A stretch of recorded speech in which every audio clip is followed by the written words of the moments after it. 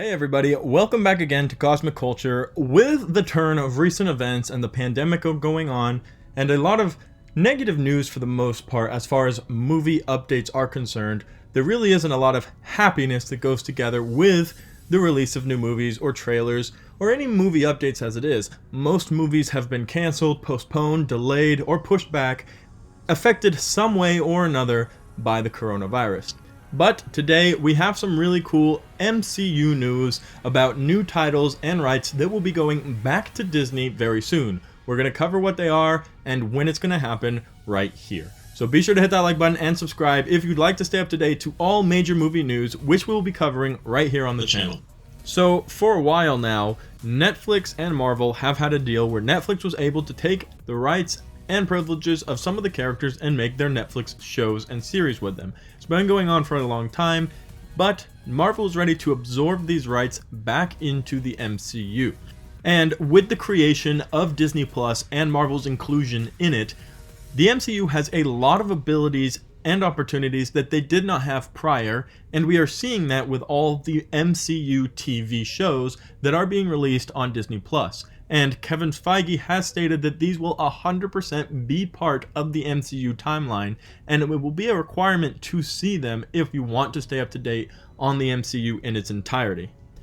So, with this coming out, Netflix and Disney have been preparing for the end of the contract between them and Disney to happen, so that all of these rights can come back to the MCU and they can start adding even more characters into the already complex Marvel Cinematic Universe. Now, the way the contract worked between Disney and Netflix is that Disney is contractually obligated to wait 2 years from the time that the character's show was canceled to reintroduce the characters into the MCU. So not every show ended at the exact same time, so the timeline is a little bit off for each character. So we'll cover all of the rights that Disney will be receiving and when they will be able to add them into the MCU.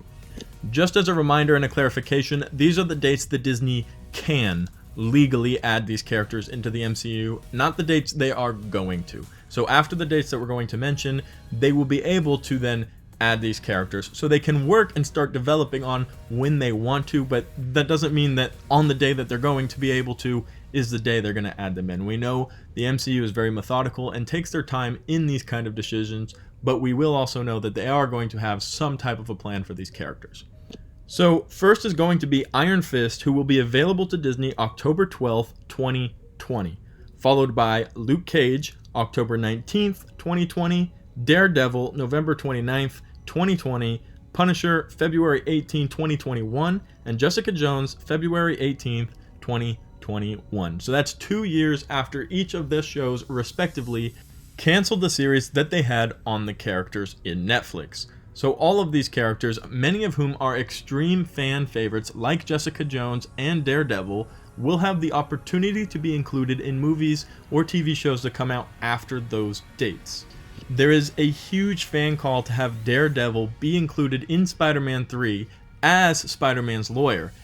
Spoiler alert if you haven't for some reason already seen Spider-Man Far From Home, but at the end he is revealed to be Peter Parker and everybody knows and thinks that he killed Mysterio. Mysterio played it out that way. He might need some legal help.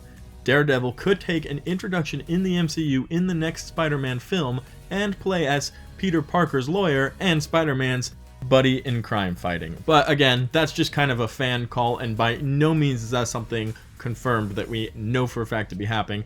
But think about how cool it would be to have Spider-Man and Daredevil on the big screen together, both in the MCU. The other thing to cover, and an important unknown factor about what Disney's plans are for these new characters, is will they recast them or will they not recast them? We are seeing this same issue and question being asked about all the Fox characters that got brought over, and apart from Ryan Reynolds at the moment, none of them have actually been confirmed to keep their role. There has been a lot of talk about Hugh Jackman potentially coming back to play some type of scene as Wolverine, and Patrick Stewart also in talks with Kevin Feige to come back, but again, nothing confirmed. And again, these are things that the MCU has a very specific plan for. Whoever they do end up getting to play Wolverine, they're going to want him to do it for up to maybe 15 years. And I don't think by any means Hugh Jackman is ready to do that or wants to do that. But that is a question that does come with Marvel recollecting these characters and their rights. Will they recast? How will they connect the Netflix shows, if at all, to the MCU? Because they've already come out and said that they are not related, they are not canon to the MCU, which is fine, but are they going to bring these characters over, or will they recast and start over completely new from scratch? What we want you to do, let me know in the comments down below if you're excited for any character, and if you are, which character in particular to be re-added into the MCU, and if you'd like to see them be recasted.